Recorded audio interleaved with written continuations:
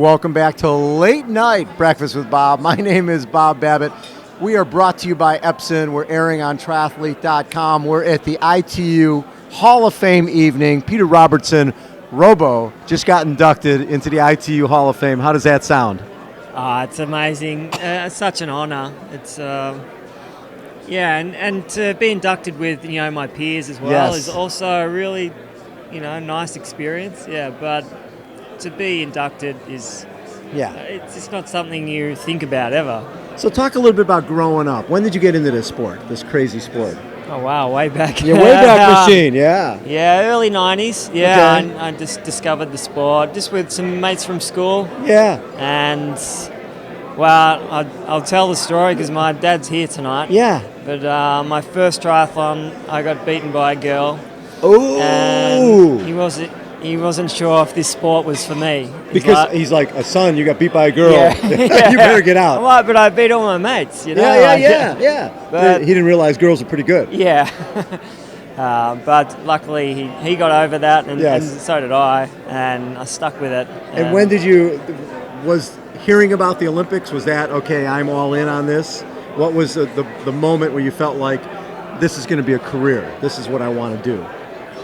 From pretty early on. Yeah, like I remember writing out I did a school project. It must have been in the first year that I discovered triathlon. Wow. And I did a triathlon magazine. I drew it all up and had all these articles and race results, and I did a feature story on myself. As well you should. Yeah. I love that. And one of the things I wrote down, my career ambition was to be the best in the world in triathlon. Well, you were. I wrote this down as a 16-year-old. Love that. Yeah. 3-time world champion. I mean, when you win a world champion once, people can go, okay, a little bit of a fluke. Win it 3 times, that's the real deal. When you look back at your career, are those 3 races the most important? Are those the ones that stick out the most? No. It's interesting that my career highlight is qualifying for the Olympics. Just going to because that's the pinnacle of the day sport. I qualified, no one knew what was going on back then in 2000. Nothing. It was the so sport new had changed to everyone. From non-drafting to drafting, and it was crazy. Yeah, it was just a unique experience that can't be repeated. I was the first Australian to make an Olympic team, and that was huge. And not just an Olympic team, but the first ever Olympics in Sydney. Yeah, in Australia, where they're going to showcase. I still remember, it was the women's event and then the men's event, but the first 2 events of the game to showcase the city of Sydney to the world. They were amazing events too. I remember probably my biggest memory from the actual race at the games was days afterward. My ears were ringing, and from the crowds. I thought I'd caught a bug from the water or something, but and then I twigged. Like, you've got 300,000 people yelling at you for an hour and a half. That doesn't stop, because it's like a big Mexican wave the whole way around the course. We didn't get a let up, It just did not stop. I remember McKeely telling me the same thing. She goes, I couldn't hear myself think. It was so loud. She'd never been anything that loud in her life. No. And you too. Yeah, for sure. It's just a constant, that constant cheering, like this, Mexican wave around the whole course. So when you have that experience, the Olympic experience, obviously you want a medal.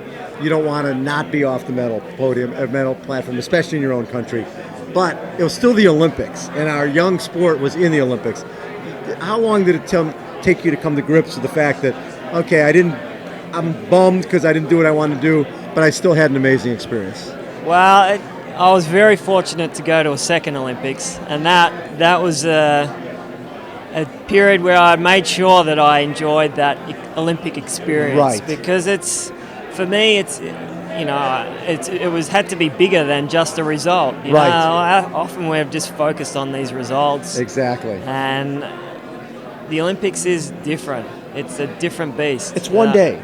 If you have to be at your very best on one day every 4 years. What are the odds of it? It's not like every year. Hard, but it's every 4 years. So we see a lot of people who do well in between Olympics. Well, that was me. Yeah, right. Yeah. So when you see someone like a Gwen Jorgensen, and you see the top Americans who are dominating now, and we think back to Siri Lindley in 2001, 2002, Barbara Lindquist, 2003, 2004. Yeah. And they didn't have the success at the Olympics. That's hard, right? Well, I think through the whole Olympics, lifetime for triathlon, there's been probably 2 favorites to win, on both sides. Yes. That's and then the odds on that person actually winning. What are the odds on that? Yeah, it's very rare. And what are you doing now?